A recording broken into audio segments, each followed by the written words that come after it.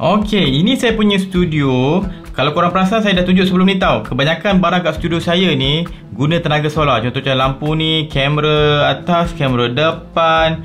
Saya punya tu monitor tu. Monitor ni boleh switch kat sini. Saya ada ATEM mini saja ni.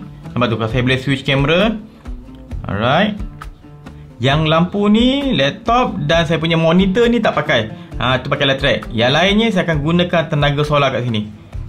Tengok ni, dia akan datang daripada bateri solar saya ni. Bateri ni akan di-charge gunakan solar panel yang saya letak dekat atas bumbung saya atas tu. Saya dah tunjuk beberapa kali sebelum ni. Masuk balik. Ini DIY USB hub saya tau. Tapi saya tak nak guna ni dah sebab saya nak tambah beberapa barang lain. Tengok ni.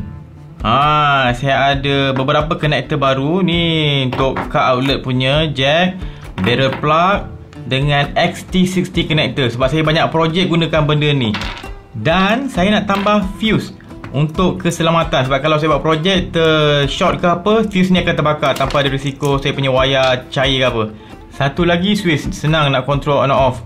Tak adalah main on sentiasa je. Alright. Step pertama, saya design 3D dulu. Sambil design tu saya kena ukur properly supaya boleh muat semua benda yang saya nak cocok dalam ni. Okay. Then 3D printing. Ambil dalam 3-4 jam cukup sebab ni projek tak susah sangat. Okay, settle. Ini dia. Okay, nampak dah comel tu kan? Saya akan test dulu semua lubang yang saya buat ni okey tak? Nampak macam cun? Okay, nice. Sekarang saya akan sambungkan semua connector ni dulu. Buat wiring dia dulu. Saya akan selarikan semua 12 volt punya output ni dan connect pada switch. Okay, ni switch dia. Ini akan control semua output ni. Mula-mula saya settlekan barrel connector ni. Sambung je, positif ke positif, negatif ke negatif. Kita selarikan. Okay, satu lagi. Untuk barrel connector ni saya guna dalam 22 AWG punya wayar sebab dia tak gunakan current yang tinggi. Untuk XT60 punya connector saya akan gunakan kabel yang tebal sikit sebab ini akan bawa current yang agak tinggi. Okay, saya secure dengan heat shrink. Setiap connector dalam video ni saya akan secure walaupun saya tak tunjuk. Ini pula connector untuk lighter outlet yang kereta punya tu kan. Saya buat connection dia sama juga, positif negatif sambung. Okay, saya gunakan super nail punya gum yang water base. Biasa saya gunakan gum ni. Saya buat sekeliling connector ni dan saya sumbat saja dekat case yang saya dah buat tu. Tekan, biar terlebih sikit tak apa, nanti saya akan kemaskan. Okay, selectkan sikit. Saya lekat pula saya punya barrel plug ni. Dan saya buat untuk semualah. Semua connector saya buat macam ni. Okay, letak gum tu dan cocok. Lepas settle semua, saya spray bagi kemaskan sikit sebab dia punya gum tu kan warna putih. Jadi agak comot lah. Okay, ni siap dah spray. Saya boleh cabut. Cabut semua masking tape. Ini untuk XT60 punya connector. Ini barrel jack. Okay, dan last kali untuk saya punya ni car jack punya output ni. Okay, nice. Saya buat connection untuk switch. Okay, masukkan switch dalam tu. Saya buat ngam-ngam cantik je saya design tadi. Dan saya connect semua positif dan negatif. Semuanya dalam selari daripada USB hub tu sampailah XT60 barrel jack, semua macam-macam connection semua saya buat dalam selari. Okay, settle. Ni letak fuse.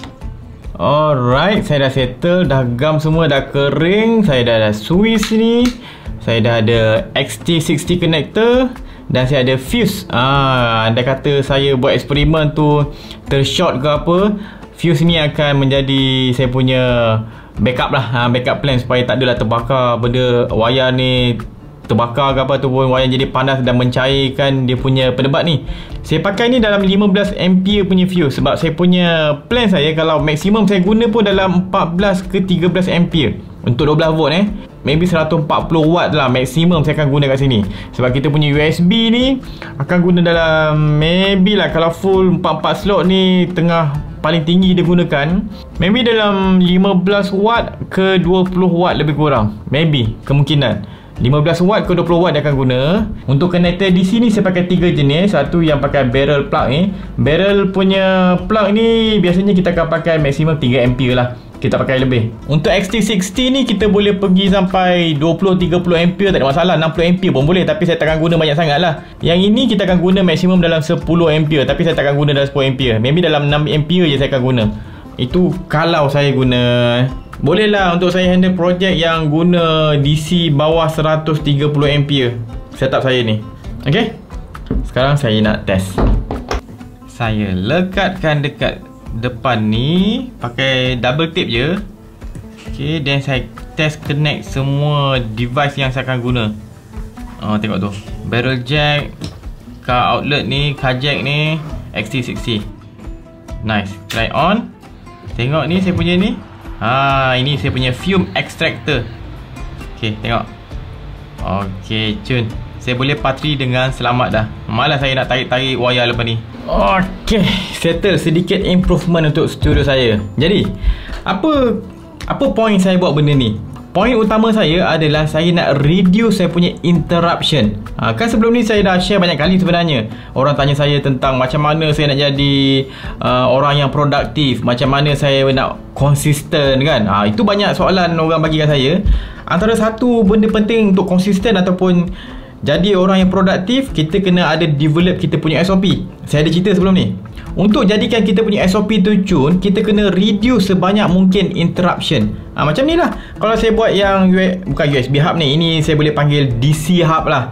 Yang ada USB, ada macam-macam connector yang memudahkan kerja saya. Kalau tak, macam-macam wayar saya kena cocok bila saya buat video kan. Sekarang ni sistem saya dah kemas dan centralized. Saya tak perlu nak tarik wayar sana, tarik wayar sini, buat connection baru, tak payah. Lepas ni kalau saya nak buat projek apa-apa, saya capai je depan ni. Saya letak, kan tadi saya letak kat depan ni kan, saya capai je, cocok itu, cocok USB ke apa, cocok XT60 connector, cocok barrel plug ke, ikutlah.